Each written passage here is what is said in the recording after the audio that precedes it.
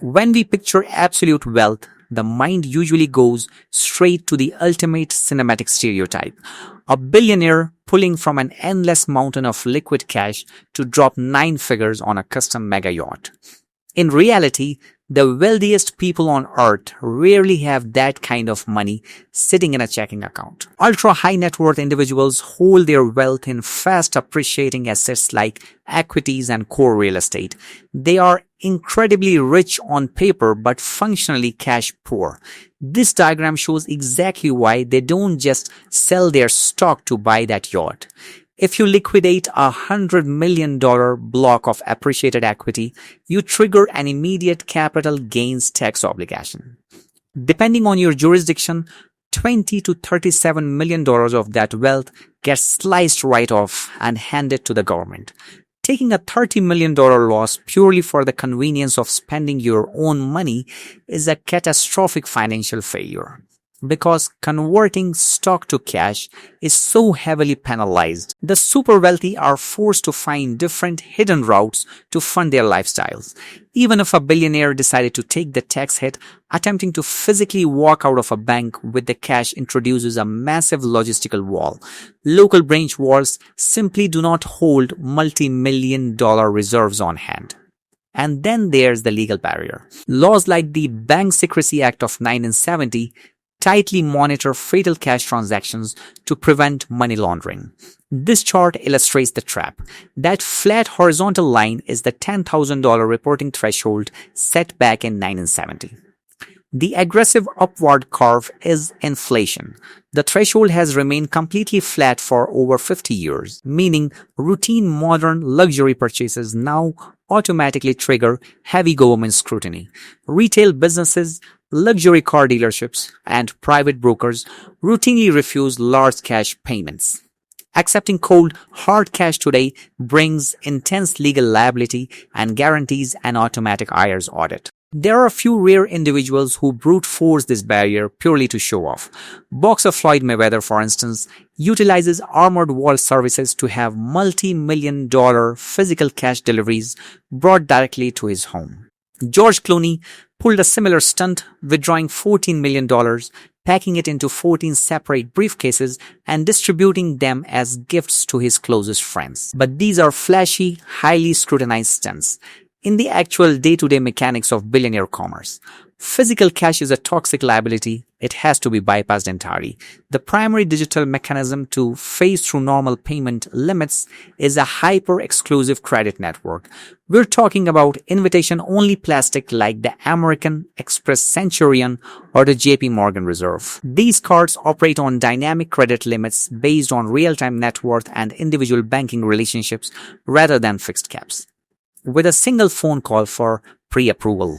One Chinese billionaire used his card to swipe $170 million in a single transaction for high-end artwork. Beyond the credit line, these cards act as private logistics engines backed by elite concierges who execute near impossible requests.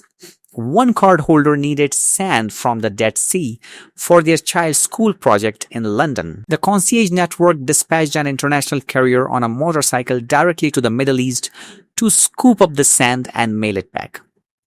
Another buyer decided they wanted the specific horse ridden by Kevin Costner in the movie Dances with Wolves. The network located the animal, negotiated the purchase, and air freighted it to Europe. These elite private wealth networks entirely bypass the friction of normal commerce. They serve as both a limitless wallet and a global fixer. But what happens when a digital system fails or a transaction is simply too massive for any card? Instead, the super wealthy are forced to revert to a heavy-duty old-school analog bypass, the physical paper check. In 2014, oil magnate Harold Hamm settled a divorce decree by physically writing a personal check for $974,790,000. Yet, the largest scale example of this analog override occurred during the 2008 financial crisis when Mitsubishi Financial Group issued a $9 billion check to Morgan Stanley. They didn't write it because they wanted to. The transaction fell on Columbus Day. Federal digital wire clearing systems were completely shut down, forcing them to physically hand a $9 billion piece of paper across a desk when institutional digital architecture blocks them. Billionaires can bypass the grid entirely using archaic direct paper tools. To understand how all this extreme spending resolves, we have to look at the high-end art market, which acts as a transitional gray zone for extreme wealth. Major international auction houses maintain different compliance structures than retail banks. This institutional discretion makes them a hub for transferring high-value liquid assets. This raises a functional question. If selling stock is off the table to avoid taxes, where does the liquid capital come from to settle those black card balances and nine-figure checks? The answer lies in securities-backed lines of credit. Instead of selling stock, billionaires take out massive loans using their unsold equity as collateral. This is the borrow phase. Because this new stream of capital is classified as debt, it is legally not taxable income entirely. Finally, the die phase, when the borrower passes away. Those assets transfer to their heirs under a stepped-up basis. This resets the asset's value to the current market price, which erases the deferred tax burden. For the ultra-wealthy, cash is a liability. By leveraging debt, they navigate a financial system where the tax codes and physical limits that govern everyone else effectively cease to apply.